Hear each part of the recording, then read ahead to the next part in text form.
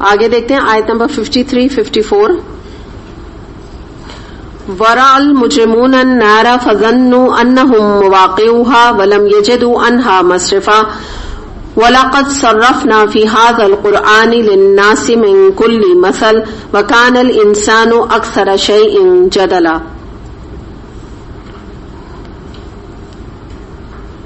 ترجمہ دیکھتے ہیں. سارے مجرم اس روز آگ دیکھیں گے اور سمجھ لیں گے کہ اب انہیں اس میں گرنا ہے اور وہ اس سے بچنے کے لیے کوئی جائے پناہ نہ پائیں گے. ہم نے اس قرآن میں لوگوں کو طرح طرح سے سمجھایا مگر انسان بڑا ہی جھگڑالو واقع ہوا ہے. اب سمجھے تھوڑا سا اسی کا آگے ایکسٹینشن آ رہا ہے کہ سارے مجرم اس روز آگ دیکھیں گے.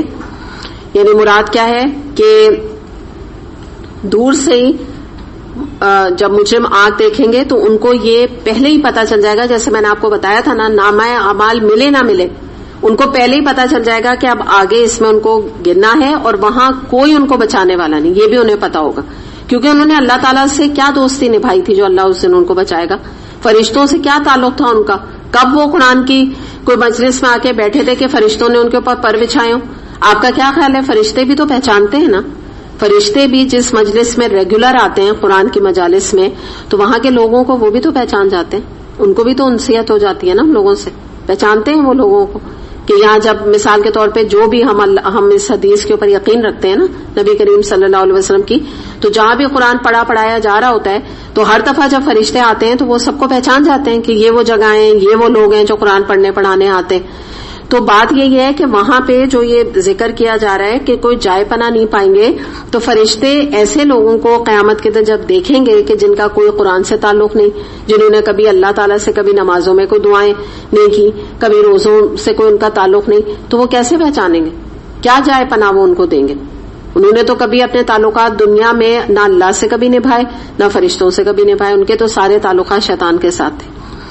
تو اس لیے کوئی ان کی مدد کے لیے اسے نہیں آئے گا, کوئی دوستی نہیں ہوگی, کوئی انسیت ہی نہیں ہوگی, ان کو کوئی جانے پہچانے لوگ ہی نہیں ہوں گے. جیسے آپ کو پتا ہے کہ اگر انسان جو سنتوں کے اوپر عمل کرتا ہے تو ظاہر نبی کریم صلی اللہ علیہ وسلم کے بارے میں آتا ہے کہ وہ تو وضو کے پانی سے چمکتے ہوئے پانی سے دور سے مومن نظر آ رہے ہوں گے, ان کے چمکتا ہوا پانی ان کے چہرے کے اوپر ہوگا نا جس سے وہ پہچانے جائیں گے مومن. تو ایسے بہت ساری انڈیکیشنز ہوں گے جس سے کہ وہاں پہ نبی کریم صلی اللہ علیہ وسلم جو سنتوں پہ اتنا عمل کر رہا ہوگا, تو اس طرح کی بہت سارے انڈیکیشنز ہیں جس سے کہ وہاں لوگ ان کو ایسے لوگوں کو ایک انسیت محسوس کریں گے کہ یہ دنیا میں بھی اللہ والے تھے, جس کو ہم ایک ورڈ کہتے ہیں نا. اللہ والے سے مراد یہ نہیں کوئی انہوں نے اسپیشل ڈریس پہنا تھا, یعنی ان کا اللہ سے تعلق تھا. تو اس لیے ایسے لوگوں کو کوئی جائے پناہ نہیں ملے گی. بالکل آپ سوچیں نا کہ جیسے کسی آپ ایک کنٹری میں جاتے ہیں, آپ چائنا چلے جائیں, جب آپ انٹر ہوں گے چائنا یا آپ جاپان میں انٹر ہوں گے, وہاں جو ان کی زبان آپ سنیں گے نا تو آپ کو ایک دم سے گھبراہٹ محسوس ہوگی.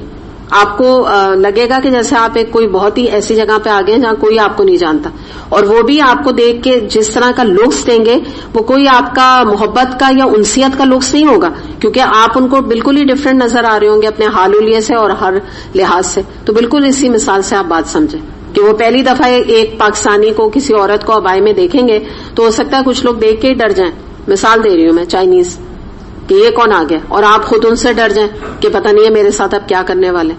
تو یہ معاملہ ہے. تو جب دنیا میں اگر اللہ تعالیٰ سے تعلقات نہیں نبھائے تو وہاں پر بھی کوئی ویلکمنگ ہینڈ نظر نہیں آئے گا, یا وہاں کوئی پھول ہار لے کے نہیں کھڑا ہوگا. اس امید میں انسان نہ بیٹھے. مسند احمد میں حدیث آتی ہے, نبی کریم صلی اللہ علیہ وسلم نے فرمایا کہ کافر ابھی 40 سال کی مسافت پر ہوگا کہ وہ یقین کر لے گا کہ جہنم اس کا ٹھکانہ ہے. ابھی میں نے آپ کو اس آیت میں بتایا تھا نا کہ وہ پہلے ہی جان لے گا. نعمان بن بشر رضی اللہ عنہ سے روایت ہے, رسول اللہ صلی اللہ علیہ وسلم نے فرمایا جہنم میں سب سے معمولی عذاب جس کو دیا جائے گا وہ شخص ہوگا جس کے دونوں پاؤں کے نیچے جہنم کی آگ کے 2 انگارے رکھ دیے جائیں گے, جس سے اس کا دماغ اس طرح کھولے گا جس طرح چولہے پہ رکھی ہوئی دیگچی کھولتی ہے. اسے بخاری اور مسلم نے روایت کیا. یہ سب سے ہلکا ترین عذاب ہوگا جو جہنم میں دیا جائے گا. دوسری بات آپ یہ دیکھیں کہ آگے اللہ تعالیٰ فرما رہے ہیں کہ قرآن میں اللہ تعالیٰ نے ہر طرح کی مثالیں دے کر انسان کو سمجھا دیا. واقعی اللہ تعالیٰ نے اپنا حق ادا کر دیا. آپ دیکھیں قرآن میں واعظ بھی ہے. بعض دفعہ جب آپ قرآن پڑھیں آپ کو لگتا ہے جیسے اللہ تعالیٰ واز دے رہے ہیں. اللہ تعالیٰ کی طرف سے یہ واز ہے. بالکل اللہ تعالیٰ ہمیں ڈائریکٹ تبلیغ کر رہے ہیں. ٹھیک ہے, واز کا کہیں انداز ہے, کہیں تذکیر ہے. تذکیر کیا ہوتی ہے؟ تذکرہ کر کے اور کسی چیز کا ذکر کر کے ایسے بات کی جائے کہ لوگ اس سے نصیحت پکڑ لیں. کہیں یہ انداز ہمیں نظر آتا ہے. کہیں اللہ تعالیٰ نے مثالیں دے کے بات کو سمجھایا. کبھی مچھر کی مثال دی, کبھی شہد کی مکھی کی مثال دی, کبھی مکڑی کی مثال دی. پھر ہم دیکھتے ہیں کہ قرآن میں بہت سارے واقعات ہیں پرانی اقوام کے, ان کے جو کرتوت تھے, انہوں نے جو غلط کام کیے, وہی کام آج جیسے عمل قوم لوط, آج بھی وہ کام ہو رہا ہے اور بہت زیادہ بڑھ گیا ہے وہ کام. تو ہمیں ان کا انجام, ان کا برا انجام اور گناہ اور اللہ تعالیٰ کا جو غضب ان پہ بھڑکا ہمیں بتا دیا. اللہ تعالیٰ نے کھول کھول کے بتا دیا. کوئی ایسی انہونی بات نہیں ہے کہ انسان آج پوچھے کہ اس گناہ کیا یہ کوئی گناہ ہے, یا یہ کہ اللہ تعالیٰ اس گناہ سے ناراض ہوتے ہیں. سب کو پتہ ہے اگر قرآن جس سے کھول کے دیکھا ہو. پھر آپ بعض دفعہ قرآن پڑھتے پڑھتے آپ کو لگے گا کہ اللہ تعالیٰ اپنی وحدانیت پر اور شرک کے رد کے لیے دلائل دے رہے ہیں. بہت سارے اللہ تعالیٰ لاجیکل دلائل دیتے ہیں. اللہ تعالیٰ بہت ساری قرآن میں حکمتیں موجود ہیں. بہت سارے قصے, سورہ یوسف میں قصہ آتا ہے, اور اس کے علاوہ بھی موسیٰ علیہ السلام کا قصہ موجود ہے, یونس علیہ السلام کا قصہ موجود ہے. بہت سارے قصے قرآن میں موجود ہیں. ایوب علیہ السلام کا قصہ موجود ہے. تو قصوں کے ذریعے سے اللہ تعالیٰ نے ہمیں بات کو سمجھایا. تو آپ یہ دیکھیے کتنی ہی طریقے ہیں جو اللہ تعالیٰ نے اسی ایک کتاب میں اللہ تعالیٰ نے اختیار کیے. امیزنگ اللہ تعالیٰ کا پڑھانے کا اور بتانے کا طریقہ. آپ دنیاوی کتابیں دیکھیں وہ ایک ہی فارمیٹ پر ہوتی ہیں. اگر ایڈ میتھس ہے تو اس میں ایڈ میتھس کے ہی جو سمس ہیں ان کو سالو کرنا ہوگا نا, جو بھی میتھس ہے. لیکن اللہ تعالیٰ نے قرآن میں ایک ایسی یہ معجزاتی کتاب ہے کہ جس میں کہ اللہ تعالیٰ نے طرح طرح کے طریقوں سے بات کو سمجھانے کی کوشش کی ہے. مثال کے طور پہ جیسے یہ محمد اسد کی ایک بک ہے, انہوں نے لکھی, یہ ریورٹ ہے. تو انہیں لکھا 1000 روڈز ٹو مکہ, یعنی کیا مراد ہے کہ 1000 راستے ہیں مکہ جانے کے لیے. تو اسی طرح کوئی قرآن کو سمجھنا چاہے تو اس کے لیے بھی ہزاروں اور لاکھوں راستے ہیں. بہت سارے راستے ہیں جنہیں اختیار کر کے وہ ہدایت کے اوپر آ سکتا ہے.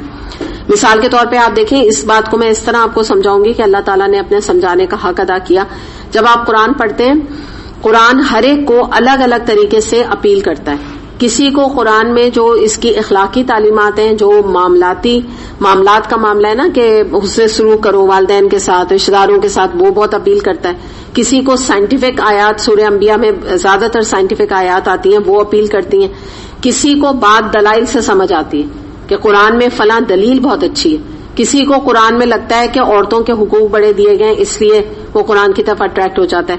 کسی کو قرآن پڑھتے وقت اس کی عظمت کا اتنا احساس ہوتا ہے کہ یہ بہت بڑی اعلیٰ کتاب ہے, اس سے وہ متاثر ہو جاتا ہے. پھر آپ یہ دیکھیں کہ کوئی کسی ذریعے سے قرآن کی طرف آتا ہے, کوئی کسی ذریعے سے قرآن کی طرف آتا ہے, کوئی حکمت کے ذریعے سے آتا ہے کہ قرآن کے اندر حکمت بڑی موجود ہے. یہ چیز بڑی اپیل کرتی ہے کہ دنیا میں کوئی کتاب ایسی نہیں جس میں کہ حکمت کا خزانہ موجود ہو. تو اس طرح ہر قسم کی طبیعت کے لیے, ہر قسم کا انکلینیشن جو ایک انسان کے اندر پائے جاتا ہے, قرآن میں اس کا سامان موجود ہے. بس صرف یہی بات ہے آگے بڑھنے کی کہ کہتے ہیں نا وہ شعر ہے نا کہ ہم تو مائل بکرم ہیں, کوئی سائل ہی نہیں. اللہ تعالیٰ تو آگے ہاتھ پکڑنے کے لیے ہم سب کا تیار ہے, لیکن کوئی آگے بڑھ کے اللہ تعالیٰ کا ہاتھ بھی تو تھامنے کی کوشش کرے نا, پرووائڈیڈ.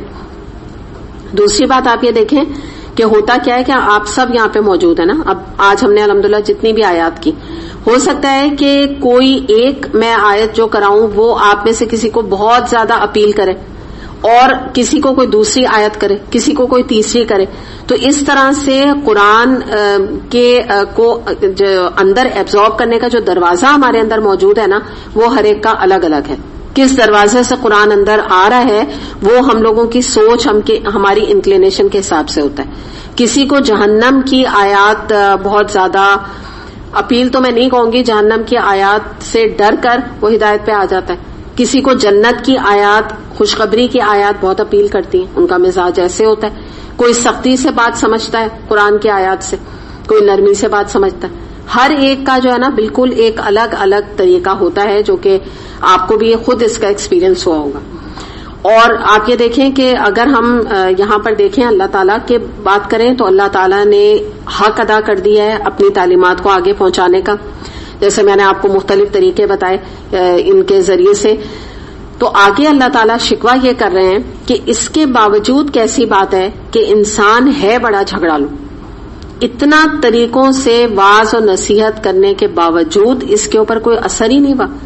ابھی بھی جو ہے وہ قرآن کے خلاف دلیل دینے کے لیے کھڑا ہو جاتا ہے، اللہ کے خلاف بات کرنے کے لیے تیار رہتا ہے، اللہ کو کوشچن کرنے کے لیے اس کی زبان بڑی چلتی ہے. یہ دی ہوئی زبان بھی اللہ کی ہے. اتنے ایک حقیر پانی سے پیدا کیے ہوئے مخلوق آج اللہ کے آگے کھڑے ہو کے اللہ تعالیٰ کو کوشچن کرتی ہے، یہ اس کو زیبا دیتا ہے، یہ اس کی مجال ہے جو بھی یہ کام کر رہا ہے. تو یہ اللہ تعالیٰ فرما رہے ہیں کہ بڑا جھگڑالو ہے انسان. تو پتہ یہ چلا کہ انسان کے اندر یہ ایک برائی ہے جو ہمیں اپنے سے نکالنے کی ضرورت ہے. عام زندگی میں بھی چیزوں کو ریپ اپ کرنے، کول ڈاؤن کرنے کی کوشش کریں. اگر آپ کے خاندان میں یا آپ کے گھر میں یا آپ کے معاملات میں کسی کے ساتھ کسی بھی بات پہ کوئی جھگڑا ہونے لگے تو بات کو ریپ اپ کریں. ریپ اپ کیسے کیا جاتا ہے؟ بات کو فولڈ کر کے ختم کر دیں جلدی سے. ایک کیا چیز ہوتی ہے؟ پھیلانا.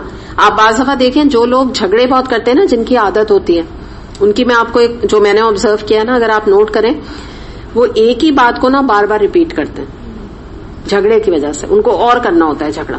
تو کیا کرتے ہیں، جیسے کوئی ایشو ہو گیا، آپ کے ساتھ کوئی مسئلہ ہو گیا، تو اب آپ کہہ رہی ہیں اچھا چلیں ہو گیا بس چھوڑیں. آپ یہ کہیں گے نا چھوڑیں، ختم کریں. وہ پھر سے وہ بات کو نکالیں گے. نہیں، بات ایسے نہیں، یوں تھی. اچھا آپ کہیں گے اچھا ٹھیک ہے میں سمجھ گئی، چلیں ہو گیا اب چھوڑیں، چلیں چھوڑیں. آپ تنگ آ کے یہاں تک کہہ دیں گے اچھا چلیں میری غلطی ہوگی نا چھوڑیں. کہیں گے نہیں بات یہ تھی اصل میں، تو پھر یوں ہوا تھا پھر یوں ہوا تھا. کسی طرح بات کو نا ختم نہیں کرتے. تو یہ جو میں آپ کو ریپ اپ کرنے کو کہہ رہی ہوں نا، یہ طریقہ ریپ اپ کرنے کا یہ ہوتا ہے کہ بات کو اینڈ کر دیں، ختم کر دیں. ان کے آپ ٹریپ میں نہ آئیں. جھگڑالو لوگ جو ہوتے ہیں نا، آپ کو پھر ٹریپ کرنے کی کوشش کریں گے، کیونکہ جب وہ آپ کو دوبارہ سے اے سے دوبارہ بات شروع کریں گے نا، تو اب ہوگا کیا، آپ کی بھی تو پیشنس کی حد ہوگی نا. پہلی دفعہ میں آپ نے اگنور کر دیا، آپ نے کہا اچھا چلیں بات چھوڑیں. اب جب وہ دوبارہ انہوں نے بات شروع کی نا، 2-3 جملے اور انہوں نے غلط قسم کے ایڈ کر دی، اب آپ کو غصہ آ گیا. پہلی دفعہ نہیں آیا تھا، دوسری دفعہ نہیں آیا، جب تیسری دفعہ انہوں نے بات کو اور پھیلایا تو آپ کو بھی غصہ آ گیا کہ یہ میں ان کو بولے جا رہی ہوں کہ بات کو ختم کریں، یہ اور بات بڑھا رہی. تو اس ٹریپ سے آپ کو بچنا ہے. یہ جھگڑے کی طرف انسان کو چیز لے جاتی ہے اور یہ شیطان ڈلواتا ہے. جھگڑالو لوگ جو ہوتے ہیں نا، وہ دوسروں کو اس طریقے سے ٹریپ کرتے ہیں. اور جو میں نے آپ کو بات بتائی، بات کو کول ڈاؤن کریں. ان کا جو کسی کا جیسے گھر میں غصہ ہے، بچے غصہ کرتے ہیں، گھر میں کوئی ہسبینڈ غصہ کرتے ہیں، کوئی کسی کے والدین میں ہے بہت زیادہ ٹیمپرمنٹ ہوتا ہے نا بازوں کا غصے کا. تو جب آپ دیکھیں کہ کسی کا مزاج ہے، ابھی ہم یہ بات نہیں کریں کہ اس کے مزاج کو کیسا ٹھیک ہمیں کرنا ہے، ٹھیک ہے، وہ تو ایک غصے کا آپ نے پوری ورک شاپ کر لی، وہ تو ایک الگ ٹاپک ہے نا. آپ کو اپنے آپ کو کیا کرنا ہے، ہم یہ دیکھ رہے ہیں اس وقت. تو ہمیں یہ کرنا ہے کہ ہمیں ان کے غصے کو کول ڈاؤن کرنے کا پہلا طریقہ یہ ان کو جواب دینا چھوڑ دیں. پہلا نمبر 1 ٹپ آپ کو بتا رہی ہوں، اور آسان نہیں ہے. جیسے میں نے آپ کو بتایا نا، جب کوئی نازیبا بات کرنے لگتا ہے نا، تو پھر ذرا کنٹرول کرنا آدمی کو مشکل ہو جاتا ہے کہ بھئی اب ہم تو خود ہی بات ختم کر رہے ہیں، یہ پھر گھڑے، وہ کہتے ہیں نہیں تم بھائی گھڑے مردے کیوں اکھاڑ رہے ہو، یہ والی نہیں بات ہوتی ہے. تو آدمی کو تکلیف ہونے لگتی ہے نا کہ بھئی بات کو ختم کرو. تو ایسے میں جب کوئی غصہ بھی بہت زیادہ کرنے لگتا ہے اور غصے میں ہی نازیبا اور غلط بیانی وہ کرتا ہے، تو یہ ہمیں سمجھنے کی ضرورت ہے کہ یہ اس وقت اپنے ہوش آواز میں نہیں ہے. He is not a normal person. یہ بچہ بھی اس وقت نارمل نہیں ہے، یا یہ فلاں شخص بھی نارمل نہیں ہے، یا یہ عورت بھی نارمل نہیں ہے اس وقت جب یہ غصہ کر رہی ہے. تو بات کو کول ڈاؤن کریں. اور وہ ہوتا ہے نا فورگیو ایٹیٹیوڈ. تو وہ یہی طریقہ ہے کہ ایک کان سے سنیں، جو میں آسان نہیں، میں آپ کو بتا رہی ہوں، سچی بات ہے، یہ بہت پریکٹس سے آئے گا. لیکن یہ ہے کہ طریقہ میں آپ کو بتا رہی ہوں کول ڈاؤن کرنے کا، غصے کو، جھگڑے کو ختم کرنے کا یہی ہے کہ ایک بندہ خاموش ہو جائے. تو کیوں نہ ہم وہ بندہ بن جائے نا، بندی بن جائے. یہ میں کہنا چاہ رہی ہوں. فرینڈس میں جھگڑا ہے، دیورانی جٹھانی میں جھگڑا ہے، ساس بہو میں جھگڑا ہے، ہسبینڈ وائف میں جھگڑا ہے، ماں بچے میں جھگڑا ہے، ان سب کا حل یہی ہے. 2 فرینڈس میں جھگڑا ہے.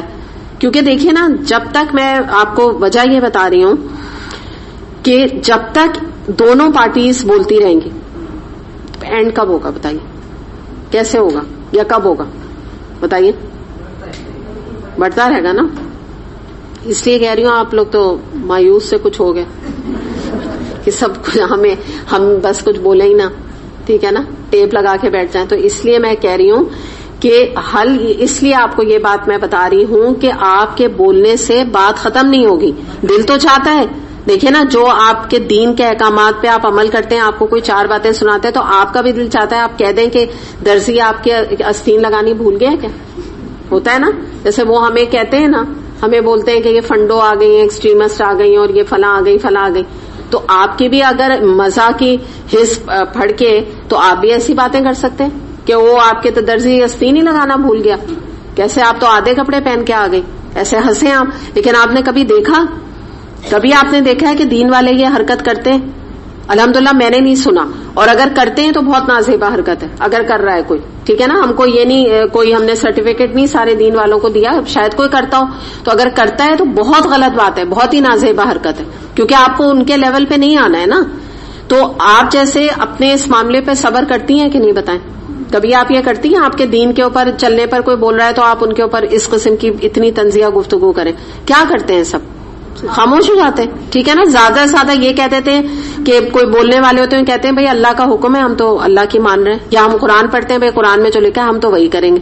چلیں یہ بھی ٹھیک ہے، یہ بھی ایک انداز ہے بات کرنے کا کہ ہم تو اللہ کی مانتے ہیں. ٹھیک ہے، آپ نے ایک تھوڑا سا یہ ایک طریقہ ہوتا ہے، دوسرا انسان چپ ہو جاتا ہے نا. پھر ذرا آپ کا مذاق کے موڈ اس کا جو ہو رہا ہوتا ہے نا، وہ ذرا آپ اس کو ایک فیلر دے دیتے ہیں کہ پلیز مجھ سے اس ٹاپک پہ نہ مذاق نہیں کریں، مطلب یہ اللہ کا حکم ہے، کوئی مذاق کی بات نہیں ہے. تو یہ بھی اچھی چیز ہے، یہ آپ کر سکتے ہیں، نو پرابلم. اس کے بعد آپ ادھر ادھر کی باتیں شروع کر دیں. مراد آپ کی ہے کہ آپ دنیا کے بارے میں مذاق کریں نا، اللہ کے احکامات کے بارے میں کیا ٹاپک ہے مذاق کرنے کا. تو یہی والی بات یہاں پر میں بتانے کی کوشش کر رہی ہوں کہ جھگڑا اینڈ اسی وقت ہوگا جب ایک گیو اپ کرے گا. تو ہمیں بننا پڑے گا، کیونکہ ہمارا میں یوں کہوں گی کہ جن کے درجے ہیں سوا ان کی مشکل ہے. تو میں یہ نہیں کہوں گی کہ ہمارا مسئلہ ہے یا ہمارا پرابلم ہے، پرابلم نہیں ہے یہ. الحمدللہ جب اگر آپ کو بڑے درجات چاہیے تو آپ کو جھکنا پڑے گا. نبی کریم صلی اللہ علیہ وسلم نے فرمایا کہ جو اللہ کے لیے عاجزی اختیار کرتا ہے اللہ تعالیٰ اس کو ضرور بلند کرتا ہے. تو یہ آپ عاجزی جو اختیار کر رہی ہیں وہ اللہ کے لیے کر رہی ہیں. آپ کو بھی دل چاہ رہا ہے 4 باتیں آپ سنا دیں. اب آپ گھر میں ہی دیکھیے، اگر خاموش آپ رہتی ہیں تو آپ کے اپنے ہسبینڈ سے ریلیشن شپ کتنی اچھی ہو سکتی ہے انشاءاللہ. اور یہاں پہ نا میں ایک ایوریج جھگڑے اور ایوریج لوگوں کا ذکر کر رہی ہوں نا یہاں پہ، کہ کبھی کبھی کوئی بات ہو گئی یا چلیں کسی کا مزاج ہے. تو اگر آپ کو یہ پتا ہے کہ اگر میرے بولنے سے یہ مزید ریٹیلیٹ ہوگا ان کا مزاج، تو طریقہ اس کا صرف یہ، اس کے علاوہ اور کوئی حل نہیں ہے. اگر آپ پوچھیں کوئی اور حل نہیں. چلیں آگے چلتے ہیں. آیت نمبر 55.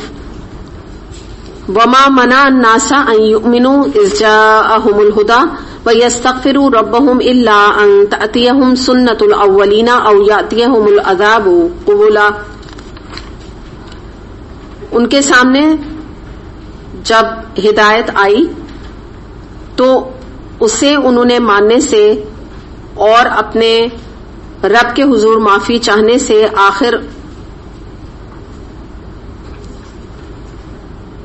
اپنے رب کے حضور معافی چاہنے سے آخر ان کو کس چیز نے روک دیا؟ اس کے سوا اور کچھ نہیں کہ وہ منتظر ہیں کہ ان کے ساتھ بھی وہی کچھ ہو جو پچھلی قوموں کے ساتھ ہو چکا، یا یہ کہ وہ عذاب کو سامنے آتا دیکھ لیں. اب یہاں پہ کیا ذکر کیا جا رہا ہے کہ بڑی امپورٹنٹ بات ہے نا، یہاں پہ یہ بتایا جا رہا ہے کہ ان عقل کے اندھوں کو، یعنی پچھلی آیت سے بھی اگر آپ ریلیٹ کر لیں، جن کے یعنی کیا مراد ہے، عقل جن کے اندر نہیں ہے، ان کو یہ نہیں پتا کہ اس قرآن کے بعد ایمان لانے کا اب اور کون سا موقع ان کی زندگی میں آئے گا. یہ ایسے ہی ہے جیسے آپ اور میں کہیں کہ اگر آج قرآن موجود ہے اور اس کے باوجود ہم قرآن کے اوپر غور و فکر نہیں کر رہے اور اس کے اوپر عمل نہیں کر رہے، تو اب اور کون سا موقع ہماری زندگی میں آئے گا؟ کیونکہ اوپر سے تو فرشتے اب اتر نہیں سکتے کہ ان کو دیکھ کر ہم ایمان لے آئیں، یا اللہ تعالیٰ ہمارے نام نعوذ باللہ کوئی خط بھیجے، یہ بھی نہیں ہو سکتا. رسول اور نبی اب کوئی آ نہیں سکتے. تو کیا مطلب کیا سمجھ رہے ہیں یہ جو لوگ کس چیز کے انتظار میں بیٹھے ہوئے ہیں کہ کون سی چیز آئے گی تو ان کو ہدایت ملے گی؟ تو یہی بات یہاں پہ بتائی جا رہی ہے اس میں کہ کیا وہ منتظر ہیں کہ جو کچھ پچھلی قوموں کے ساتھ ہوا وہی ان کے ساتھ ہو، اور یا پھر اگلی بات یہی ہے کہ کیا یہ چاہتے ہیں کہ پچھلی اقوام کو جس طرح نیز تو نابود کر دیا گیا اور وہ صفحہ ہستی سے مٹا دی گئی، جن کا کہ قرآن میں خوب اچھی طریقے سے ذکر موجود ہے، قوم عاد، قوم سمود، قوم لوط وغیرہ، تو کیا وہ یہ چاہ رہے ہیں؟ اللہ نہ کرے. کیا وہ یہ چاہتے ہیں کہ اب یہ ان کا انجام ہو؟ یعنی خاص طور پہ مسلمانوں کے لیے تو انسان یہی کہے گا نا کہ اللہ نہ کرے کہ ایسا وقت ہے. تو بہرحال یہاں میں پتہ چلتا ہے کہ دیکھیں جو ابھی ہم پیچھے بھی بات کر رہے تھے اور یہاں پر بھی بات کر رہے ہیں کہ اللہ تعالیٰ نے بار بار اپنی آیات کو دہرایا ہے. بار بار قرآن میں جیسے میں نے آپ کو بتایا ہے کہ قوم عاد قوم سمود کا ذکر کیا ریپیٹڈلی آیا ہے, شیطان کا ذکر, آدم علیہ السلام کا ذکر ریپیٹڈلی ہے, فرعون کا ذکر ریپیٹڈلی ہے. کیوں ہے؟ اس لیے کہ ہمیں اگر ایک دفعہ نسیان جو انسان کے اندر ہے نا بھولنے کی بیماری, اگر ایک دفعہ بھول جائیں پھر ہمیں یاد آ جائے. قرآن تو ذکرہ ہے. آپ نے مثال کے طور پہ آپ نے ایک کلاس نہیں اٹینڈ کی, اگلی قرآن کی چلیں آپ نے کچھ چیزیں مس کر دی تو اگلی کلاس سے کچھ آپ کو سبق مل جائے, یہ مراد ہے نا. قرآن میں کہیں نہ کہیں ہمیں اس کے ساتھ اٹیچ رہ کے دہرائی کرتے رہنے سے انشاءاللہ تعالی ہدایت مل جائے گی. اللہ تعالیٰ نے بار بار اسی لیے ان چیزوں کو ریپیٹ کیا. اور اگر انسان اگر ریگولر بھی قرآن پڑھ رہا ہے تو پچھلی بعض دفعہ آیات کو انسان بھلا دیتا ہے, پھر وہی دوبارہ آیات آ جاتی ہیں تو اس کا ایک طرح سے ایک ریویژن ہو جاتا ہے. تو آپ یہ سمجھیں کہ جو دنیا کو مقصد بنا کے بیٹھے ہیں وہ اس کتاب سے ہدایت نہیں پا سکتے. یہ آیات یہ قرآن انہی لوگوں کو فائدہ دیتا ہے, نفع دیتا ہے جو آخرت کے چاہ کے لیے, آخرت کی طلب کے لیے, اچھے اپنے انجام کے لیے اس کتاب کو پڑھتے ہیں. اور آپ یہ سمجھیں کہ اب ان کے بارے میں اللہ تعالیٰ یہ فرما رہے ہیں کہ اللہ کی جو کتاب پہ ہدایت تھی اس کو دیکھ کر تو ان کو فائدہ نہیں ہوا, انہوں نے کوئی اس سے سبق نہیں لیا. یعنی مراد یہ دیکھنے سے کیا مراد ہے؟ گھر میں شاید ہائی پیڈسٹل پہ کہیں پہ ریک میں قرآن رکھا رہ گیا, یا یہ کہ کبھی رمضان کے مہینے میں نکلتا تھا جلدی جلدی پڑھنے کے لیے, یا موت کے مواقع پہ کبھی پڑھنے کے لیے قرآن خوانی کے لیے دیکھا, اس سے زیادہ اور قرآن سے کوئی تعلق نہیں تھا. تو ایسے لوگوں کا معاملہ یہ ہے کہ اب انہیں اللہ کا عذاب دیکھ کر ہی اپنی غلطی کا احساس ہوگا. اور یا اگر آپ بالکل کافروں کی طرف چلے جائیں تو انہوں نے تو کھلا ہی قرآن کا انکار کر دیا, انہوں نے تو قرآن کو مانا ہی نہیں, رادر انہوں نے تو نبی کریم صلی اللہ علیہ وسلم کی اور قرآن کی تحقیر کی. تو اب جب وہ دنیا میں باز نہیں آئے, انہوں نے دنیا میں اسلام کو قبول نہیں کیا, تو بس اب تو پھر یہی موقع رہ گیا کہ قیامت کے دن جب وہ آگ دیکھیں گے, قیامت کے دن جب وہ اللہ کا عذاب دیکھیں گے, تو بس اب اسی دن ان کو اپنی غلطی کا احساس ہوگا. یہ تو نہیں کہہ سکتے ہدایت ملے گی, کیونکہ آخرت میں اور قیامت کے دن ہدایت تھوڑی ملنی ہے. اس دن تو بس صرف اپنی غلطی کا احساس ہونا ہے, ریگریٹ کرے گا انسان, پچھتائے گا. تو بس اللہ تعالیٰ نے فرما دیا کہ یہ وہی لوگ ہیں, ان کا یہی کچھ انجام ہونے والا ہے. سورہ دہر آیت نمبر 27 میں آتا ہے کہ یہ لوگ دنیا کو دوست رکھتے ہیں اور قیامت کے بھاری دن کو پس پش ڈال دیتے ہیں. یعنی دنیا جو ہے, دوست سے کیا مراد ہے؟ دنیا کے ساتھ اٹھنا بیٹھنا, فرینڈ کے ساتھ جیسے بہت جو کلوز فرینڈ ہوتا ہے نا, تو یہی ہوتا ہے نا, اٹھنا بیٹھنا, کھانا پینا, گھومنا پھرنا, ہر چیز اس کے ساتھ ہوتی ہے.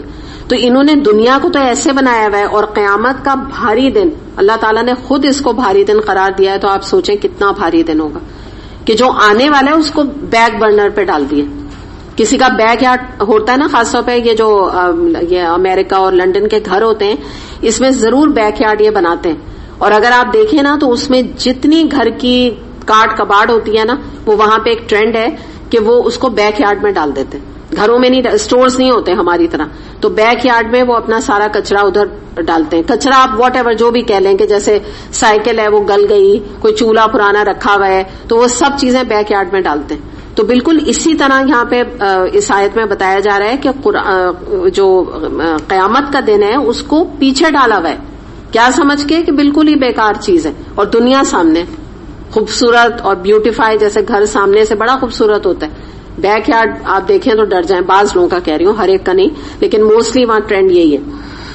تو یہ ایک جھنجھلان دینے والا انداز ہے کہ اٹھو, بات سنو, ورنہ کیا مطلب ہے؟ عین الیقین سے تم جب عذاب دیکھو گے, جہنم کو دیکھو گے, تب تمہیں ہوش آئے گا. اتنا کھل کے اللہ تعالیٰ یہاں پہ بتا رہے ہیں. اور آپ یہاں دیکھیں کہ ویسے بھی یاد رکھیے گا کہ اگر ہم اس آیت کو اہل مکہ کی طرف لے جائیں تو اس سے مراد یہ ہے کہ جو اہل مکہ ایمان نہیں لا رہے تھے, تھوڑا سا ہسٹوریکل بیک گراؤنڈ کے حوالے سے بھی میں اس کی تفسیر کر دوں, اور وہ عذاب کے منتظر تھے اور کہتے تھے ٹھیک ہے لے آؤ عذاب. آپ کو پتا ہے نا کفار کیا کہتے تھے نبی کریم صلی اللہ علیہ وسلم سے, تم عذاب لا سکتے ہو تو لے آؤ, ہم تو نہیں ایمان لانے والے. تو ان کو یہ نہیں پتا ہے کہ عذاب اگر ایک دفعہ آ جاتا ہے تو پھر ایمان لانے کا کون سا موقع رہتا ہے. کون سا اس کے بعد وہ ایمان لائیں گے؟ جب عذاب ہی آ جائے گا، جب وہ نیست و نابود ہی کر دیے جائیں گے. آگے دیکھتے ہیں آیت نمبر 56. وَمَا نُرْسِلُ الْمُرْسَلِينَ إِلَّا مُبَشِّرِينَ وَمُنذِرِينَ وَيُجَادِلُ الَّذِينَ كَفَرُوا بِالْبَاطِلِ لِيُدْحِضُوا بِهِ الْحَقَّ وَاتَّخَذُوا آيَاتِي وَمَا أُنذِرُوا هُزُوًا. رسولوں کو ہم نے اس کام کے سوا اور کسی غرض کے لیے نہیں بھیجتے کہ وہ بشارت اور تنبیہ کی خدمات انجام دے، مگر کافروں کا حال یہ ہے کہ وہ باطل کے ہتھیار لے کر حق کو نیچا دکھانے کی کوشش کرتے ہیں، اور انہوں نے میری آیات کو اور ان تنبیہات کو جو انہیں کی گئی تھی مذاق بنا لیا ہے. اب یہاں اللہ تعالیٰ نے مقصد بتایا ہے رسولوں کا، کہ اللہ تعالیٰ فرما رہے ہیں کہ جتنے بھی میں نے رسول بھیجے، انبیاء بھیجے دنیا میں، تو ان کا مقصد کیا تھا کہ جو ان کی بات مان جائیں ان کو خوشخبری دیتے تھے وہ جنت کی، اور جو ان کی بات نہ مانے ان کو انذار کیا مطلب ہے؟ وارننگز. ظاہر جو بات نہیں مانے گا اس کو وارننگ دی جائے گی نا. تو یہاں پہ ہم دیکھتے ہیں کہ سورہ یاسین آیت نمبر 15 میں بھی آتا ہے ما انتم الا بشر مثلنا، تم ہو ہمارے جیسے انسان. اب جب یہ پیغام لے کے جب رسول آئے، سورہ یاسین آیت نمبر 15، جب یہ پیغام لے کے رسول آئے تو کافروں نے رسولوں کی رسالت کا انکار کیا کہہ کے کیا کہ تم ہو کیا؟ ہمارے جیسے تو انسان ہو، تم ہماری طرح کھاتے پیتے ہو، تم ہماری طرح بازاروں میں پھرتے ہو. یا قرآن میں باقاعدہ ورڈنگز آتی ہیں، عیسیٰ علیہ السلام کو کہتے تھے کہ تم اور تمہاری ماں تو کھانا کھاتے ہیں اور تم بازاروں میں بھی جاتے ہو، تو تم کیسے رسول بن گئے ہو؟ یہ اعتراض انہوں نے جڑا. اور پھر اس کے نتیجے میں انہوں نے جو اللہ نے مبشرین اور منذرین بھیجے، رسول خوشخبری دینے والے اور وارننگ کرنے والے بنا کر بھیجے، ان کا مذاق اڑانا شروع کر دیا. اور یہ بات یاد رکھیے گا کہ اللہ کی آیات کا یا رسولوں کا مذاق اڑانا تکذیب کی بدترین قسم ہے. تکذیب کیا؟ جھٹلانے کو، اللہ کے دین کو، اسلام کو یا قرآن کو جھٹلانے کی بدترین مثال ہے کہ انسان جو ہے وہ اللہ کی آیات کا مذاق اڑانا شروع کر دے، جو انہوں نے کافروں نے یہ کام پاسٹ میں بھی کیا. ابھی ہم ہسٹوریکل بیک گراؤنڈ کے حوالے سے دیکھ رہے ہیں. تو آپ یہ اب تھوڑا سا اس کو شروع سے اس کی تفسیر دیکھتے ہیں کہ جو منذرین اور مبشرین کا ذکر ہے، تو آپ یہ دیکھیے کہ اللہ تعالیٰ نے اس آیت میں حقیقت ہے بتا دیا کہ ہم نے خوشخبری دینے والا بھی ان کو بنایا اور خبردار کرنے والا بھی بنایا. لیکن اگر آج ہم اپنے ضمن میں مسلمانوں کے حوالے سے دیکھیں تو ہم نے یہ دیکھا ہے کہ ہم نے رسولوں کا جو انذار والا پہلو ہے اس کو ہم نے اگنور کر دیا، اور ہم نے کہا ہے وہ بس مبشرین ہیں، صرف خوشخبری دینے والے ہیں. یعنی ہر صورت میں جو ہے بس جس کو کہتے ہیں 3-4 وقت کی نماز پڑھ لو بس جنت تمہاری پکی ہے، اللہ تعالیٰ غفور الرحیم ہے اور تم نبی کریم صلی اللہ علیہ وسلم کے امتی ہو. That's it. یہ ہم نے ان کا مقصد رکھا ہے مبشرین کے حوالے سے. لیکن جو انہوں نے برے انجام سے ہمیں ڈرایا، وہ پچھلے رسول ہو گئے یا نبی کریم صلی اللہ علیہ وسلم ہو گئے، یا ہمیں اللہ کی راہ میں کوشش نہ کرنے کے برے انجام سے ڈرایا، یا بددیانتی کے یا خیانت کے یا غیبت کے یا اور مختلف گناہ کبیرہ کے، سود کے، شراب کے، زنا کے، ان تمام چیزوں کے ریپرکشنز بتائے اور ان کی سزائیں بھی بتائیں، اس کو پیچھے ڈال دیا. ان وارننگز کے بارے میں کوئی بات نہیں کرتا. مثال اس کی کیا ہے کہ نبی کریم صلی اللہ علیہ وسلم کے حوالے سے آپ یہ دیکھیے کہ جو عید میلاد النبی منایا جاتا ہے، جو کہ ایک بدعت ہے، یہ نام ہی بدعت ہے عید میلاد النبی، تو جو منایا جاتا ہے اس میں نبی کریم صلی اللہ علیہ وسلم کی تعظیم بھی آپ کرا لیں، تعریف بھی خوب کرا لیں. ساری زندگی کا نچوڑ یہ ہے کہ سال میں ایک دفعہ میلاد کر لیں اپنے گھر میں، اور وہاں پہ خوب نبی کریم صلی اللہ علیہ وسلم کی شرکیہ قسم کی نعتیں یا ان کی محبت میں نعتیں پڑھ پڑھ کے خوب جھومیں اور بڑی بڑی باتیں کریں کہ مدینہ میں جاؤں اور میری جان نکل جائے، ایسی ایسی باتیں کریں.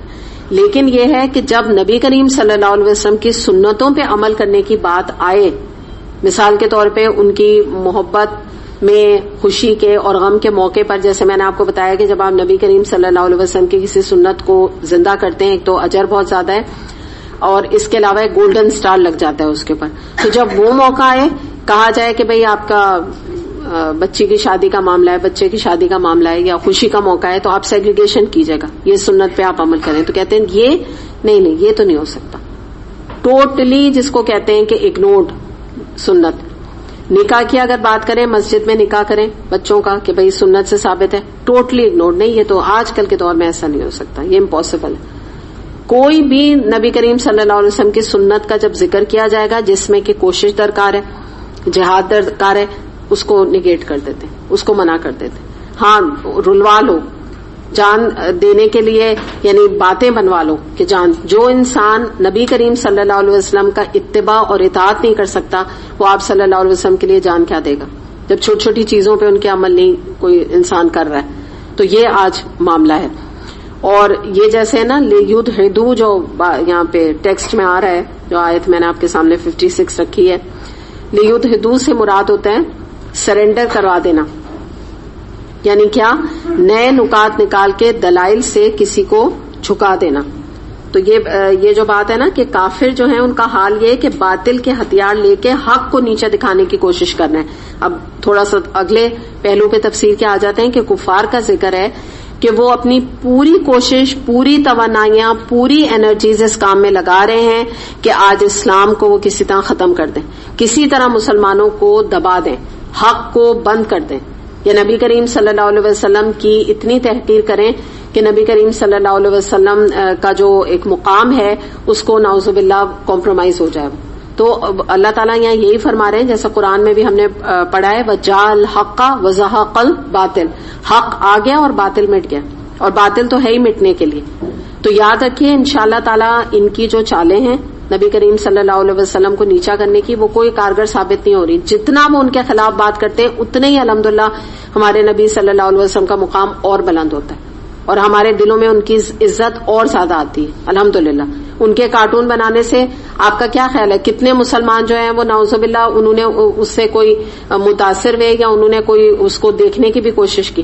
اور یہاں میں ایک نصیحت آپ کو کر دوں جو علماء کرتے ہیں کہ اگر آپ کو کسی سائٹ پر کوئی اینٹی اسلام یا اینٹی رسول صلی اللہ علیہ وسلم کوئی آپ کو بلاگ ملے یا آپ کو کوئی کارٹون وغیرہ کی کوئی سائٹ کا آپ کو بھیجے کہ اس کے اوپر یہ کارٹون ہے نبی کریم صلی اللہ علیہ وسلم کا، تو آپ اس کو دیکھیں، تو پہلے آپ یہ بتائیے آپ کو کیا کرنا چاہیے؟ بالکل اس کو نہ آپ آگے اسپریڈ کریں، وہ تو الگ بات ہے، اس سے پہلے ہی آپ ڈیلیٹ کر دیں. اور آپ کو کوئی اس سائٹ پر جانے کی ضرورت نہیں ہے. جو گندگی ہوتی ہے، جو کچرا ہوتا ہے، جو بدبو والا تعفن والی چیزیں ہوتی ہیں ان کو کوئی انسان سونگتا نہیں ہے جا کے. بدبودار چیز کو، کچرے کو، اپنے کچن کے کچرے کو کوئی جا کے سونگتا ہے؟ یعنی اگر اٹھانا آپ کو پڑے اور میڈ نہیں ہو تو آپ کی ماسی نہ ہو تو آپ ناک کو بند کر کے بعض دفعہ کچرا اٹھاتے ہیں. اور وہ یہ نہیں کوئی بات ہے کہ کوئی اس کے اندر ایسی کوئی چیز ہے، آلو پیاز ہی کی اسمیل آ جاتی ہے صبح سے. آج کل گرمی ہے، آپ لوگ کو اندازہ ہوگا، لہسن آپ نے چھیلے اس کی اتنی گندی اسٹنکنگ اسمیل ہوتی ہے کہ برداشت نہیں ہوتی. تو یہی والی چیز ہے. یہ کون بے وقوف ہوتا ہے جو کچرے کے ڈبے کو کھول کے اس کو دیکھے، ایک ایک پیاز کے چھلکے نکالے اور کہے کہ میں ذرا دیکھ رہا ہوں کہ یہ اس کے اندر کتنی گندگی موجود ہے. تو یہ کیا چیز ہے؟ تو ہمیں کیا ضرورت ہے کہ اگر انہوں نے ایک نازیبا کام کیا نبی کریم صلی اللہ علیہ وسلم کے حوالے سے، ہمیں دیکھ کے کیا کرنا ہے؟ آپ تو ان کے لیے ہدایت کی دعا کر سکتے ہیں، ہدایت کی دعا کریں اور نبی کریم صلی اللہ علیہ وسلم کے مزید بلند درجات کی دعا کریں کہ جتنا وہ ہمارے اسلام کے خلاف چالیں چل رہے ہیں اللہ تعالیٰ اور اسلام کو کامیاب کرے اور ان کا جو ہے وہ سرنگو ہو کفار کا جو پلان ہے اور ان کی اسٹریٹجیز ہیں اسلام کے خلاف. یہ دعا کریں. That's it. تو یہ ایک تو چیز ہم کو دیکھنے کی ضرورت ہے. اور دوسری بات یہ ہے کہ یہاں میں اللہ تعالیٰ نے یہ بتا دیا ہے کہ یہ جو حق دکھانے کی وہ کوشش کرتے ہیں، یعنی ان کا ایک مائنڈ سیٹ بتایا ہے کہ ان کا کام ہی یہی ہے کہ یہ حق کی بات کو یا قرآن کی بات کو یا نبی کریم صلی اللہ علیہ وسلم کی بات کو ہی نیچا کریں گے. اور انہوں نے میری آیات کو اور تنبیہات کو، یعنی جو میری وارننگز تھی ان کو مذاق بنایا ہوا. آج موسیٰ علیہ السلام کے اوپر کارٹون بنا دیے ہیں انہوں نے. کبھی بھی آپ وہ فلم نہ دیکھیے، وہ کارٹون نہ دیکھیے. موویاں بنا دی ہیں اپنے رسولوں کے اوپر، انہوں نے موویاں بنا دی. یہ تو وہ حق ادا کر رہے ہیں. اور میں بالکل آپ کو کبھی بھی آپ اس ٹائٹل سے نہ امپریس ہوئیے گا کہ موسیٰ علیہ السلام کے اوپر فلم ہے، چلو دیکھیں کیا اس کے اندر ہے. کبھی بھی مت دیکھیں گے. جو اسلامک نام یہ دے دیتے ہیں اسلامک موویز، لیکن آپ نہ خود کبھی دیکھیں نہ بچوں کو دکھائیں. اینجلز کو بھی یہ اتنی چھوٹا سا بیبی کی طرح کا دکھاتے ہیں جو کہ حقیقت ایسی نہیں ہے. اینجل ایسے نہیں ہے. جبریل علیہ السلام کے بارے میں آتے ہیں ان کے 600 پر ہیں اور پورے افق آسمان کے اوپر وہ چھا جاتے ہیں جب اگر وہ آتے تھے پہلے، یعنی نبی کریم صلی اللہ علیہ وسلم کے حوالے سے بات کر رہی ہوں. تو یہ تو اتنی روب دار پرسنالٹیز ہیں، ان کو دیکھ کے آپ کے بچے بھی یہ غلط مثال قائم کریں گے. موسیٰ علیہ السلام کا انہوں نے پرنس آف ایجپٹ بنائی مووی، میں نے دیکھی نہیں الحمدللہ، لیکن جو میں نے سنا ہے اس کے بارے میں، اس میں موسیٰ علیہ السلام کو بہت ہی بے ضرر سا، معصوم سا، بہت ہی چھوٹا سا ایک کیریکٹر یعنی بنایا ہے کہ جس سے کہ آپ کوئی روب، کوئی امپریس ہونے والی چیز آپ کو نظر نہیں آئی. ایک اللہ معاف کرے ایک عجیب سا امیج ان کا سامنے آئے گا، جو کہ قرآن نے ان کا کیا امیج دیا ہے آپ دیکھیں نا. موسیٰ علیہ السلام کی کیا بات ہے جو قرآن میں ہم ان کا روب اور دبدبہ اور ان کا طریقہ کار، اور ایسی جس کو کہتے ہیں نا کہ کیا حجت باز قوم تھی اور ان کو پریشان کرنے والی قوم کو انہوں نے سنبھالا، کوئی آسان کام نہیں تھا. تو ایک روب ہے نا ان کا. تو اس طرح کی میں آپ کو یہ نصیحت کروں گی، نہ خود دیکھیں، کیونکہ آج کل نیٹ موجود ہے ہمارے اپنے موبائلز میں، ظاہر سائٹس پر آ جاتی ہیں چیزیں، تو کبھی بھی وہی میں نے بتایا آپ ڈیلیٹ کر دیں، نہ ہی اس کو آگے پھیلائیں. تو بہرحال اللہ تعالیٰ یہی فرما رہے ہیں کہ حق آ گیا اور باطل مٹ گیا، اور باطل ہے ہی مٹنے کے لیے. انشاءاللہ آخری میں آپ کو بھی پتا ہے کہ باطل ہی نیست و نابود ہوگا. جو لوگ آج باطل کی پیروی کر رہے ہیں، یعنی مراد شیطان کی پیروی کر رہے ہیں یا اللہ کے خلاف چیزوں کی پیروی کر رہے ہیں، تباہ اور برباد تو وہی ہوں گے، اور فلاح کون پائیں گے؟ مومن پائیں گے. تو ہمیں یہاں انشاءاللہ تو ہمیں یہ دیکھنے کی ضرورت ہے کہ ہم یہ نہ سوچیں کہ پہلے باطل مٹ جائے پھر ہم حق کو نافذ کریں گے. یہ نہیں ہوگا. یہ ہمیں سائملٹینسلی یہ کام کرنا ہے. ہمیں حق کی کوشش کرتے رہنا ہے، باطل مٹتا جائے گا خود ہی آگے، جو اللہ کا وعدہ ہے. اور ایک اور بات یہ ہے کہ آپ یہ دیکھیے کہ یہاں پہ جو ہم یہ دیکھ رہے ہیں نا کہ ان کو جو بھی آیات سنائی گئی تو انہوں نے مذاق بنا لیا اس کو. تو یہ چیز آج ہمارے اپنے مسلمانوں میں بھی پائی جاتی ہے کہ جو نصیحت کرتا ہے، جو انذار کرتا ہے، جیسے ہم نے کل بھی اس ٹاپک پہ اتفاق سے بات کی تھی، پھر وہی بات پلٹ کے آ رہی ہے، تو اس کو وہی لوگ اچھے نہیں لگتے. انذار کرنے والے لوگ اچھے نہیں لگتے. جو ان کی ہاں میں ہاں ملائیں، جو ان کے گناہوں کے کاموں پہ سپورٹ کریں، وہ کہتے ہیں یہ ہے میری صحیح بہن کہ مہندی کے موقع پہ صبح سے آ کے موجود ہے اور سارے ارینجمنٹ میں میری مدد کر رہی ہے. وہ کہیں گے یہ میری سنسیئر ہے. تو یہاں پر ہمیں دیکھنے کی ضرورت ہے کہ جس کو اللہ سے محبت ہے تو وہ اللہ کے نافرمانوں کے ساتھ محبت نہیں کر سکتا، مدد نہیں کر سکتا ان کی کبھی بھی. ٹھیک ہے، ایک دلی تعلق رکھے گا، تعلقات بھی نبھائے گا جہاں تک نبھا سکتا ہے، لیکن اللہ کی محبت کے تابع اور محبتوں کو رکھے گا. سب سے پہلے اللہ کی محبت ہوگی، اور اس میں آپ کے اوپر شاید الزامات بھی لگیں، آپ کو تنقید کا بھی نشانہ بننا پڑے، آپ سے لوگ جھگڑا بھی کرنے کی کوشش کریں، تو وہ تو پہلے ہی آپ کو ٹپ دے دی گئی کہ صبر سے، حکمت سے اور خاموشی کے ساتھ ان چیزوں کا مقابلہ کرنا ہے. لیکن ذات کو بلند اور اونچا اللہ کی رکھنا. کسی کی ذات اللہ کی ذات سے نہیں بڑھ سکتی، کسی کی محبت اللہ کی محبت سے زیادہ نہیں بڑھنی چاہیے. یہ ایک کرائٹیریا ہے جو ہمیں سیٹ کرنے کی ضرورت ہے. آیت نمبر 57، وَمَنْ أَظْلَمُ مِمَّنْ ذُكِّرَ بِآيَاتِ رَبِّهِ فَأَعْرَضَ عَنْهَا وَنَسِيَ مَا قَدَّمَتْ يَدَاهُ إِنَّا جَعَلْنَا عَلَى قُلُوبِهِمْ أَكِنَّةً أَن يَفْقَهُوهُ وَفِي آذَانِهِمْ وَقْرًا وَإِن تَدْعُهُمْ إِلَى الْهُدَىٰ فَلَن يَهْتَدُوا إِذًا أَبَدًا. اور اس شخص سے بڑھ کر ظالم اور کون ہے جس کے رب کی آیات سنا کر اسے نصیحت کی جائے، جسے اس کے رب کی آیات سنا کر نصیحت کی جائے اور وہ ان سے منہ پھیرے اور اس برے انجام کو بھول جائے جس کا سر و سامان اس نے اپنے لیے خود اپنے ہاتھوں کیا ہے. جن لوگوں نے یہ روش اختیار کی ان کے دلوں پر ہم نے غلاف چڑھا دیے ہیں جو انہیں قرآن کی بات نہیں سمجھنے دیتے، اور ان کے کانوں میں ہم نے گرانی پیدا کر دی ہے. تم انہیں ہدایت کی طرف کتنا ہی بلاؤ وہ اس حالت میں کبھی ہدایت نہیں پائیں گے. بہت ہی ہلا دینے والی آیات ہیں جو سورہ کہف کے آج ہم نے کی ہیں. ایک ایک آیت آپ یقین کریں کہ ہمارے لحاظ سے جس کو ہم کہتے ہیں نا سونے میں تولنے والی آیات ہیں کہ یہ کسی کی بھی اگر انسان ان کے ذریعے سے ہدایت نہیں پایا تو آپ سمجھیں کہ پھر اور کوئی چیز نہیں ہے. جیسے ابھی ہم نے پہلے دیکھا نا کہ تم اگر اس قرآن سے ہدایت نہیں پا رہے ہو تو پھر اور کون سی چیز ہے جس سے تم ہدایت پاؤ گے. تو بہت ہی زیادہ ان کا ڈیپ امپیکٹ ہے. تو یہاں پہ ہم یہی دیکھتے ہیں، پچھلی آیت سے تھوڑا سا ہم اس کو جوڑتے ہیں، آیت نمبر 57 کو، کہ اس شخص سے بڑھ کر ظالم کون ہے جسے رب کی آیات سنا کے نصیحت کی جائے اور وہ منہ پھیرے. تو مراد یہی ہے کہ منہ پھیرنے کے اندر کیا کیا چیزیں آ جاتی ہیں؟ سب سے پہلے جیسے پچھلی آیت میں ہم نے دیکھا کہ قرآن کے احکامات کا مذاق اڑانا، عمرے اور وراثت کے قانون کا مذاق اڑانا، تنقید اور اعتراضات کرنا قرآن کے اوپر، جنت اور جہنم پہ لطیفے بنانا، اس کے علاوہ اللہ کے احکامات کو لائٹلی لینا، کچھ نہیں ہوتا یہ کہنا، جو میں نے ابھی آپ سے کہا تھا نا کل کی کل دیکھی جائے گی، پھر عمل نہ کرنا، سورہ نور کی آیات محفلوں میں چاہے آپ سمجھیں کہ ان کے عمل سے پیروں تلے روندی جا رہی ہوں لیکن ماتھے پر ایک شکن نہ پڑے، کہ اس مجلس میں جہاں میں بیٹھی ہوئی ہوں اللہ تعالیٰ کے اتنے احکامات ٹوٹ رہے ہیں یا توڑے جا رہے ہیں اور آپ سوچیں کہ وہیں پہ بیٹھ کے انسان کے ماتھے پر ایک شکن نہ پڑے. تو یہ تمام چیزیں یہی حوالے سے ہیں کہ اللہ تعالیٰ فرما رہے ہیں کہ ان کو اللہ کی آیات سنا کے نصیحت کی جاتی ہے اور اس سے منہ پھیرے ہوئے ہیں، ان کو آگے کی کوئی فکر ہی نہیں کہ ان کا کیا ہونے والا ہے. تو اللہ کی آیات کا مذاق اڑانا یا اس سے منہ پھیرنا یہ ظلم عظیم ہے کہ اگر انسان کوئی ظلم کر سکتا ہے اس سے بڑھ کے کوئی ظلم نہیں کر سکتا، کیونکہ وہ اللہ کو وہ مقام نہیں دیتا جو دینے کا اللہ حق رکھتا ہے، تو اس لیے انسان ظالم بن جاتا ہے. اور اس کے پاداش میں یا اس کے ریپرکشنز کے طور پہ ہوتا کیا ہے؟ اللہ تعالیٰ فرما رہے ہیں کہ ان کے دلوں پہ پردے پڑ جائیں گے یا پڑ جاتے ہیں اور ان کے کانوں میں بوجھ آ گیا ہے یا آ جائے گا، یہ اس کا نتیجہ نکلے گا.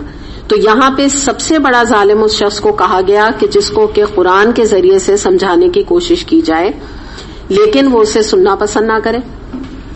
کوئی بمشکل کسی درس میں لے کر آ گیا یا کسی کلاس میں ایڈمیشن کروا دیا، اس کے بعد پھر کبھی نظر ہی نہ آئے، قرآن اس کو بور لگے، یا کہے کہ ہاں میں نے پڑھنا شروع کیا تھا قرآن، مجھے بڑا امپریکٹیکل لگا، یہ تو پچھلوں کی کہانیاں تھیں، مجھے کچھ اتنا افیکٹو نہیں لگ رہا ہے قرآن، یا مجھے اور کرنے کے بہت امپورٹنٹ دنیا میں کام ہے. یا یہ کہ وہ تو رسول تھے قرآن میں جن کے قصے بتائے جاتے ہیں، یا وہ تو صحابہ کرام تھے جن کے نیک لوگوں کا تذکرہ کیا جاتا ہے، میں کہاں اتنا گنہگار، میں کہاں سے قرآن پڑھ سکتی ہوں، میں کہاں سے اس قابل ہوں کہ میں یہ پڑھوں، یہ تو وہ نیک لوگ ہوں گے وہی کریں، ہم کہاں کر سکتے ہیں، this Quran is not for me, sorry میں نہیں کر سکتی یہ ان چیزوں کے اوپر عمل، ہم سے نہیں ہوتے یہ کام، یہ جو احکامات اللہ تعالیٰ کے. تو ظاہر قرآن سے کیا انٹرسٹ پیدا ہوگا، پھر کیا دلچسپی ہوگی جو اللہ تعالیٰ فرما رہے ہیں کہ اس سے منہ پھیر لیا. یعنی بات یہ ہے کہنے کی کہ ہم سب کی زندگی میں ایک نہ ایک اپارچونٹی آتی ہے، قرآن کی ہدایت کے حوالے سے دروازے کھولتا ہے قرآن ہمارے لیے. یہ ہمارے اوپر ڈیپینڈ کرتا ہے کہ ہم اس کو یا ریجیکٹ کر دیتے ہیں یا ویلکم کر کے آنے کی ہدایت کو دعوت دے دیتے ہیں. اور یاد رکھیے گا کہ ہدایت جو ہے وہ ایک آنریبل گیسٹ کی طرح ہے، وہ بار بار نہیں آتی. میں یہ تو نہیں کہوں گی کہ ایک دفعہ آتی ہے تو دوبارہ نہیں آتی، اپارچونٹیز آتی ہیں زندگی میں، لیکن اگر آپ کسی ایک ہی مہمان کو بار بار وہ جب آپ کے گھر آتا ہے اب آپ اس کو دروازے سے لوٹا دیتے ہیں، تو آپ یہ بتائیے کتنی دفعہ وہ اگلی دفعہ آئے گا، کتنی ٹائم پھر بھی آئے گا، بتائیے کچھ ہے تجربہ آپ کو؟ نہیں آئے گا نا دوبارہ، ایک دفعہ آ جائے گا، دو دفعہ آ جائے گا. تو اسی طرح جو یہ ہدایت ہے نا یہ گیسٹ ہے، تو وہ ایک دفعہ اللہ ہمیں اپارچونٹی دے گا، چلیں 2 دی 4 دی 5 دی 6 دی چلیں 10 دی 11 دی، اللہ تعالیٰ تو بہت اپارچونٹیز دیتا ہے لیکن ایک لمٹ ہوتی ہے نا. ایسا تو نہیں ہوگا نا ساری زندگی بس اپارچونٹی ہمیں ملتی جائے ہم ریجیکٹ کرتے جائیں، ملتی جائے ریجیکٹ کرتے جائیں. یہی اللہ تعالیٰ بتا رہے ہیں کہ جب کوئی انسان اتنا زیادہ سرکش ہو جاتا ہے کہ بار بار اللہ تعالیٰ کی آفر کو ریجیکٹ کرتا ہے تو ایک سٹیج ایسی آ جاتی ہے کہ پھر اللہ تعالیٰ اس کے اندر یہ کیفیت پیدا کرتے ہیں جو میں نے آپ کو بتائی کہ اس کے دلوں پہ پردے پڑ جاتے ہیں، اور یہ اس کا اپنا کیا کرایا ہوتا ہے، اللہ تعالیٰ نے نہیں کیا ہے. یعنی مراد یہ ہے کہ اس کی اپنے اس ریجیکشن کی وجہ سے یہ سائیڈ افیکٹ ہوتا ہے اس کا، آپ یوں سمجھ لیجئے. اور آپ یہ سمجھیں کہ جب کسی انسان کو ضرورت ہی نہیں قرآن کی، جب کسی انسان کو کوئی فیلنگ ہی نہیں ہے قرآن کے ساتھ، کوئی اس کو کمی نہیں لگتی قرآن اس کی زندگی میں ہے یا نہیں ہے، تو پھر اللہ تعالیٰ اتنی قیمتی چیز ہدایت ایسے شخص کو کیوں دے جو بار بار قرآن کو ریجیکٹ کر رہا ہے، جو بار بار ہدایت کو ریجیکٹ کر رہا ہے. آپ دیکھیں نا تحفہ اسی کو دیا جاتا ہے جو خوشی خوشی اس کو لے. اگر مثال کے طور پہ آپ کسی کو کوئی گفٹ دیں اور وہ آپ کو بری طریقے سے آپ کے ہاتھ کے اوپر ہی رکھ کے کہہ دے پلیز مجھے نہیں چاہیے، مجھے نہ دیا کریں آپ یہ تحفے، تو اگلی دفعہ کون ہے جو دوبارہ سے اس کو تحفہ دے گا؟ نا نہیں دے گا، سمپل بات ہے. اور اگر آپ کسی کو کوئی تحفہ دیں وہ بہت خوشی کے ساتھ اس تحفے کو لے تو اگلی دفعہ بھی آپ کی ہمت پڑے گی، آپ کہیں گے کہ چلو اگلی دفعہ میں کوئی اور چیز ایسی دوں جو اس کو پسند آ جائے، کوئی بھی آپ کا رشتہ ہو. تو اس حوالے سے یہ دیکھنے والی بات ہے کہ اللہ تعالیٰ کا تو اتنا ظرف ہے کہ اللہ تعالیٰ ایسے لوگوں کو بار بار مہلت دیتا ہے جو اللہ کی آیات کا انسپائٹ آف اللہ کی آیات کا مذاق اڑاتے ہیں، اللہ تعالیٰ کے کلام کو اگنور کرتے ہیں، اللہ تعالیٰ کے قرآن کو کوئی امپورٹنس اپنی زندگی میں نہیں دیتے، نیگلیکٹ کرتے ہیں قرآن کو. اس کے باوجود اللہ تعالیٰ انہیں موقع دیتا ہے، بار بار موقع دیتا ہے زندگی میں. بہت بعض لوگوں کو تو بہت اپارچونیٹیز اللہ تعالیٰ دیتا ہے تو لیکن اس کے باوجود وہ ایمان نہیں لاتے. تو خود بخود ایک سٹیج ان کی اپنی زندگی میں آ جاتی ہے کہ جب ایک انسان بار بار ایک کام کرتا ہے تو پھر کیا ہو جاتا ہے کہ اس کے دلوں پہ پردے پڑ جاتے ہیں اور پھر اس کو قرآن کی بات سمجھ میں ہی نہیں آتی، اثر ہی نہیں ہوتا قرآن کا. اگر کسی رینڈم درس میں بھی جا کے بیٹھ جاتا ہے تو بالکل دماغ کے اوپر سے باتیں نکل جاتی ہیں، آپ یوں سمجھیے. اور اگر بیٹھ بھی جائے، جیسے مثال کے طور پہ کہیں مشکل سے آ بھی جائے تو گھڑی دیکھتا رہتا ہے یا ٹائم دیکھتا رہتا ہے یا موبائل پہ ٹیکسٹ میسجنگ کرتا رہتا ہے. یعنی ہوتا کیا ہے کہ مجلس میں ہونے کے باوجود دھیان کہاں ہوتا ہے؟ کہیں اور ہوتا ہے. جیسے مثال کے طور پہ ابھی میں الحمدللہ آپ لوگوں کو دیکھ رہی ہوں اور ویسے بھی دیکھتی ہوں، آپ میں سے کوئی ایک بھی یہاں موجود نہیں ہے جس کی توجہ جو ہے وہ قرآن کی بات پہ یا آیات پہ نہ ہو. الحمدللہ، اللہ کا احسان. کوئی آپ میں سے ٹیکسٹ میسجنگ نہیں کر رہا ہے، کوئی آپ میں سے جو ہے وہ ادھر ادھر گھڑیوں کو نہیں دیکھ رہا ہے یا ایک دوسرے کی طرف نہیں دیکھ رہا ہے یا دوسروں کے کپڑے نہیں دیکھ رہا ہے یا سردی لگ رہی ہے، گرمی لگ رہی ہے، جو بھی لگ رہی ہے اس سے بھی اپنے آپ کو نکال لیا ہے کہ ٹھیک ہے دیکھیں چلو لگ بھی رہی ہے جو بھی ہے اس وقت بات سنیں. تو یہ جو چیز ہوتی ہے، یہ چیز جب انسان جب اللہ کے کلام کو ریجیکٹ کرتا ہے نا بار بار، تو یہ کیفیت ختم ہو جاتی ہے انسان کی.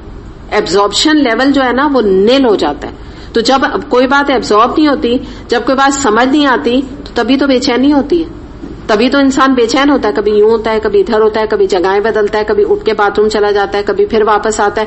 آپ نے کچھ لوگوں کو دیکھا ہے نا ایک جگہ بیٹھتے نہیں ہیں.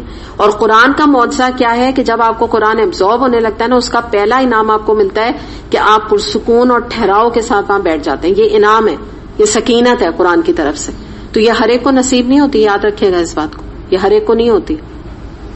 تو یہ مسئلہ یہاں ان کے ساتھ پیدا ہو جاتا ہے جو ان کا خود کیا دھرا ہوتا ہے. مثال کے طور پہ دیکھیں سورہ البقرہ آیت نمبر 18 میں آتا ہے سمٌ بکمٌ عمیٌ فہم لا یرجعون. وہ بہرے ہیں، گونگے ہیں، اندھے ہیں، پس وہ نہیں لوٹیں گے. اللہ تعالیٰ اسٹیٹمنٹ دے رہے ہیں کہ نہیں لوٹیں گے، ہوپ لیس کیسز ہیں. تو آپ یہ اندازہ لگائیے کہ یہ کتنا خطرناک یا کتنا ڈرنے والا مقام ہے کہ کسی کی زندگی میں یہ وقت آ جائے کہ وہ قرآن کی آیات سے، اللہ کے احکامات سے اندھا بہرا گونگا بن جائے اور اللہ تعالیٰ بھی اس کو کہہ دے کہ بس اب اس کو اتنا آفر کیا اب نہیں اسے ہدایت ملنے والی. ہوں گے نا کچھ لوگ ہوں گے جن کے لیے اللہ تعالیٰ نے کہا ہمیں نہیں اختیار ہے. ایک بات یاد رکھیے گا، آپ میں سے کوئی اس وقت یہ نہ سوچے کہ میری جو فلاں نیبر ہے نا وہ سمن بکمن عمیون، وی کانٹ جج. ٹھیک ہے، یہ معاملہ ہمیں ڈرنے کی ضرورت ہے کہ اللہ نہ کرے وی آر مطلب ہم تو نہیں ان میں سے ہیں، ہم تو نہیں ہیں، ہم اپنی فکر کریں. کیونکہ کچھ لوگ ہیں ایسے جن کو اللہ تعالیٰ کہہ رہے ہیں کہ آخری دم تک وہ ایمان نہیں لائیں گے، نہیں پلٹیں گے. اللہ تعالیٰ فرما رہے ہیں. پھر اس کے بعد آپ یہ دیکھیں کہ سورہ زمر آیت نمبر 36-37 میں آتا ہے کہ جس کو اللہ گمراہ کر دے اس کو کوئی ہدایت دینے والا نہیں، جس کو اللہ ہدایت دے دے اس کو کوئی گمراہ کرنے والا نہیں. اور یہ آپ لوٹ کے چلی جائیے، گمراہ کس کو کرتا ہے؟ جس کے اندر طلب نہیں ہوتی. ہدایت کس کو دیتا ہے؟ جس کے اندر طلب ہوتی ہے. تو یہ ہمارا اپنا کیا کرایا ہے جو آگے ہمارے آئے گا. دوسری بات، ان کے ظلم عظیم کی وجہ سے جو انہوں نے رب کی آیات کے اوپر اعتراض کیا، قرآن پہ اعتراض کیا، اس کی وجہ سے، ان کے ان کرتوتوں کی وجہ سے، ان گناہوں کی وجہ سے ان کے دل اتنے سخت ہو گیا کہ ان کے کانوں میں بھی گرانی آ گئی. کانوں میں گرانی کیا ہے؟ قرآن سن رہے ہیں، جیسے میں نے کہا نا رینڈم درس ہے، کانوں میں کچھ نہیں جا رہا، سمجھ ہی نہیں آ رہا کیا یہ کہہ کیا رہی ہیں، یہ بات کیا کر رہی ہیں. قرآن کا سمجھنا، غور و فکر کرنا، جیسے کوئی آیات ہوتی ہے نا تو آپ گھر میں جا کے ڈسکس کریں یا آپ نے کہا مجھے اس آیت سے یہ سبق ملا، ان کے ایسے کانوں سے گرانی اتنا یعنی بوجھ کان میں آ جاتا ہے کہ جیسے بزنگ بزنگ بزنگ سی آواز کچھ ہوتی ہے کہ کچھ کہہ رہی ہیں، یہ پتہ نہیں کچھ ہدایت بیچ میں کچھ بات کر رہی ہیں کچھ اللہ کی بات کر رہی ہیں، پتہ نہیں کیا کہہ رہی ہیں، ایسا ہو جاتا ہے. سوچئے آپ اس کیفیت کا اندازہ لگائیں کہ ایسا بھی ہو سکتا ہے، ایسے لوگوں کے ساتھ ہوتا ہے. تو بات یہی تھی کہ انہوں نے قرآن کا سمجھنا، پڑھنا، ہدایت کو قبول کرنا انہوں نے پسند نہیں کیا. تو اب ایک وقت ایسا آ گیا کہ قرآن جو ہے ان کے اوپر ورک ہی نہیں کرتا، نہ ان کو قرآن سمجھ آتا ہے، نہ سننے میں آتا ہے، گرانی کانوں میں بھی گرانی ہو گئی ہے، سنائی نہیں دیتا. ایک آدھ بیچ میں باتیں سمجھ میں آ جاتی ہیں، کتنا بھی آپ ہدایت کی طرف آپ ان کو بلائیں گے یہ ہدایت نہیں پائیں گے. اللہ تعالیٰ نے اسٹیٹمنٹ دے دی. آگے سورہ بقرہ آیت نمبر 7 میں آتا ہے، یعنی ایک اور دلیل آپ کو دے رہی ہوں. ختم اللہ علی قلوبہم وعلی سمعہم وعلی ابصارہم غشاوہ ولہم عذاب عظیم. اللہ نے ان کے دلوں، ان کے کانوں میں مہر لگا دی اور ان کے آنکھوں پر پردہ ہے اور ان کے لیے بہت برا عذاب ہے. آنکھوں میں بھی پردہ آ گیا. اب قرآن کی اگر آیات بھی سامنے آ رہی ہیں، تفسیر بھی کھول کے دیکھ رہے ہیں، سمجھ میں ہی نہیں آ رہا. اور وجہ یہ کہ وہ خود سمجھنے ہی نہیں چاہتے. بات ساری یہی کہ وہ درس کا ٹائم ان سے ویسے ہی گزرے نہیں گزرتا، کہ کہیں جا کے اگر پھنس بھی گئے تو وہ لٹرلی سمجھتے ہیں کہ ہم تو یہاں آ گئے، پھنس گئے آگے. وآخر دعوانا ان الحمدللہ رب العالمین. سبحانک اللہم وبحمدک اشہد ان لا الہ الا انت استغفرک واتوب الیک. السلام علیکم ورحمۃ اللہ وبرکاتہ.